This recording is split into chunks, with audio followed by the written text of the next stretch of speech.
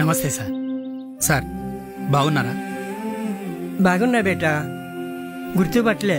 ఎలా ఉంటివి నువ్వు? సార్ చిన్నగున్నప్పుడు నేను బర్లకాడికి పోతుంటే నన్ను గుంజుకొచ్చి చదువు చెప్పినరు. యాదికొచ్చిందా సార్? గోడకూర్చి చేపించి ఎక్కాలు కూడా నేర్పించినావు సార్. చాలా సార్లు నీ టిఫిన్లో అన్నం కూడా పెట్టినావు సార్. ఇవాళ నేను అమెరికాలో కంపెనీ పెట్టినా.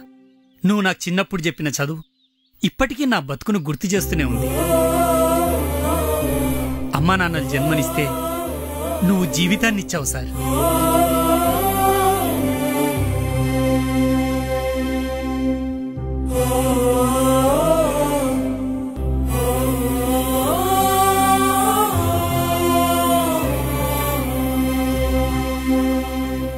వీలుంటే అక్షరం నేర్పిన మీ మొదటి గురువును ఒక్కసారి కలిసిరండి.